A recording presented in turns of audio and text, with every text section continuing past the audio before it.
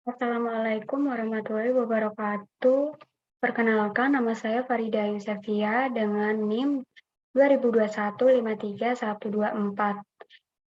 Di sini saya dari Prodi Sistem Informasi ingin menyampaikan tugas kuliah saya dengan judul Analisis Laporan Keuangan Syariram City Union Finance.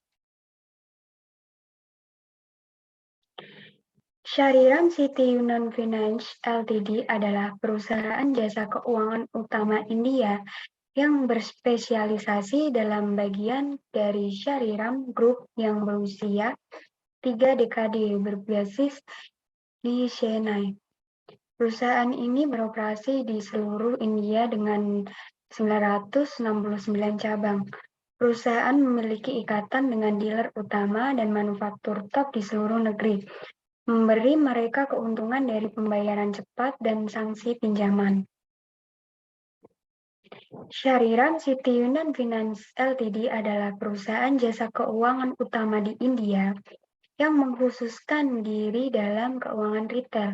Jangkauan layanan yang ditawarkan perusahaan adalah pembiayaan barang konsumsi, kendaraan roda 2, roda 3, pembiayaan kendaraan roda 4, baik baru maupun bekas, penumpang dan komersial, pinjaman pribadi, pinjaman usaha kecil, dan pinjaman terhadap emas.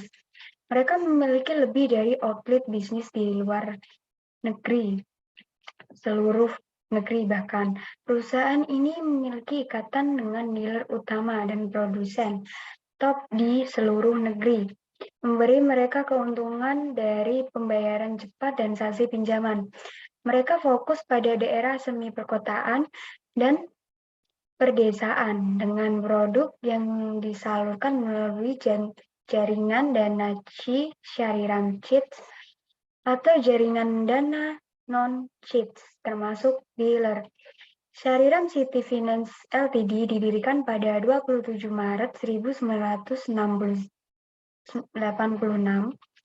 sebagai perusahaan terbatas swasta dengan nama Syariram Purchase Finance Pvt Ltd. Perusahaan memulai operasinya dengan pembiayaan truk pada tanggal 29 Oktober 1988.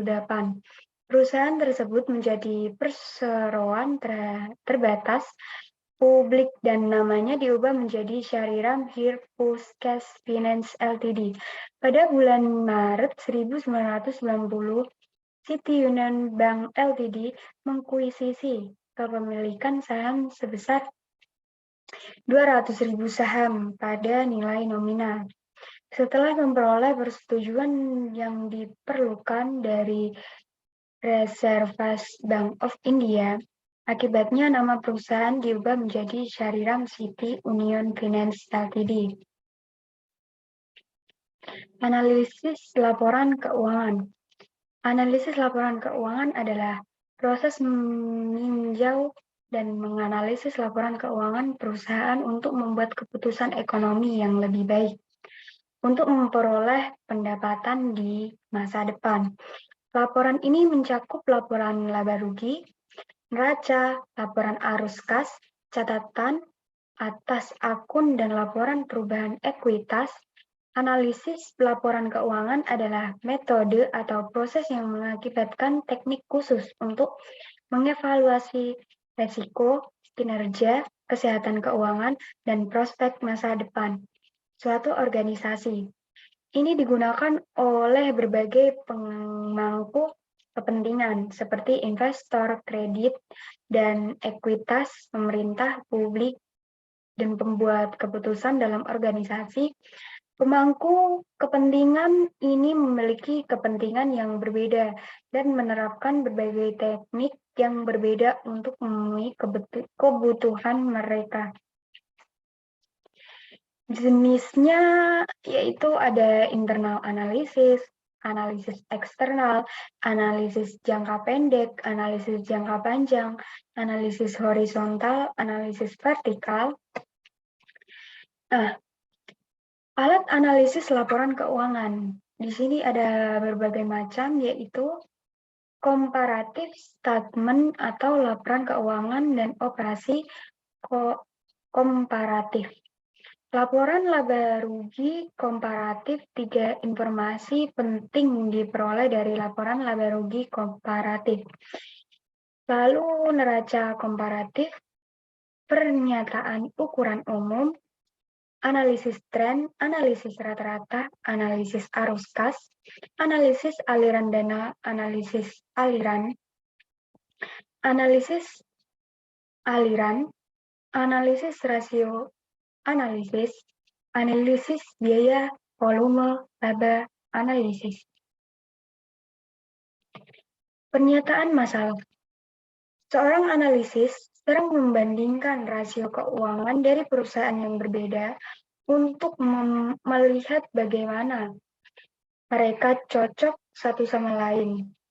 Namun, setiap perusahaan dapat mengumpulkan informasi keuangan secara berbeda, sehingga hasil rasio mereka tidak benar-benar sebanding.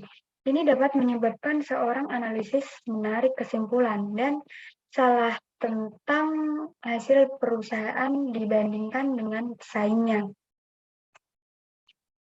Kebutuhan untuk studi laporan.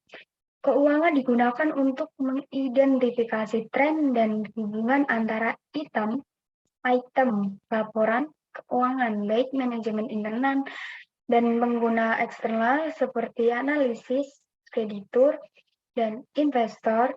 Dari laporan keuangan kebutuhan untuk mengevaluasi profitabilitas, likuiditas, dan solvabilitas perusahaan. Metode yang paling umum digunakan untuk analisis laporan keuangan adalah analisis tren, laporan ukuran umum, dan analisis rasio. Metode ini mencakup perhitungan dan perbandingan hasil dengan data historis perusahaan, pesaing, atau rata-rata industri untuk menentukan kekuatan dan kinerja relatif perusahaan yang dianalisis. Di sini tujuan studinya ada yang pertama mengetahui posisi saat ini, yang kedua menghilangkan perbedaan jika ada, yang ketiga pengambilan keputusan di masa depan, yang keempat meminimalkan keuangan penipuan. Lingkup studi atau laporan. Keuangan adalah penggambaran pertumbuhan perusahaan dan membangun sumber daya yang tersedia. Pernyataan disiapkan untuk periode tertentu. Tujuan utama perusahaan adalah untuk mencapai profitabilitas tetapi tanpa menganalisis perilaku biaya. Analisis laba tidak ada artinya. Metodologi penelitian. Pengumpulan data total telah dipelajari dalam 2 kategori, yaitu ada data primer. Data primer adalah sumber data yang dari hasil di mana peneliti telah mengumpulkan informasi tangan segar atau data dari pelanggan. Data sekunder. Langkah selanjutnya yang terlibat setelah data primer adalah data sekunder. Informasi yang telah melalui proses statistik disebut sebagai data sekunder. Di sini ada analisis dan interpretasi dari analisis penjualan bersih. Analisis penjualan bersih seperti ini. Lalu ada analisis laba rugi. Dan selanjutnya ada analisis modal saham. Lalu ada analisis cadangan dan surplus. Ada analisis pinjaman aman. Analisis dan interpretasi yang lainnya yaitu analisis jumlah kewajiban, analisis investasi, analisis kas dan bank, analisis jumlah aset lancar, dan analisis pinjaman dan uang muka. Temuan. Keuangan Syarikat Kota Syariram meningkatkan kekuatan mereka dan mengurangi kelemahannya. Analisis laba saat ini dari keuangan Syarikat Kota Syariram adalah 177,19%. Rasio saat ini Keuangan Serikat Kota Syariram pada tahun 2019 mencapai 149,85%. Lalu masih ada peluang untuk membuat analisis laporan keuntungan yang efisien dan likuiditas Serikat Kota Syariram.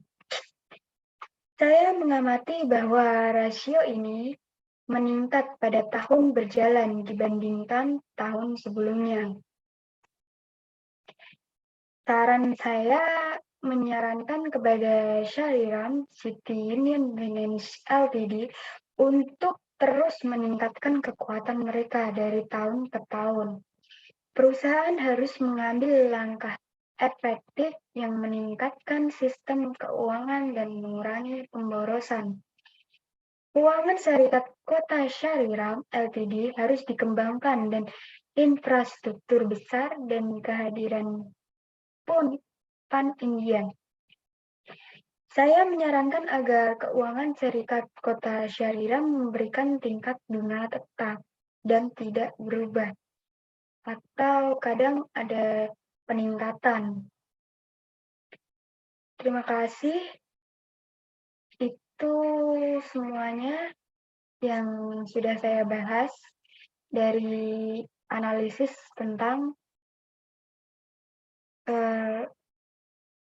Syariram Union Finance. Dan bila ada salah kata, mohon maaf. Wassalamualaikum warahmatullahi wabarakatuh.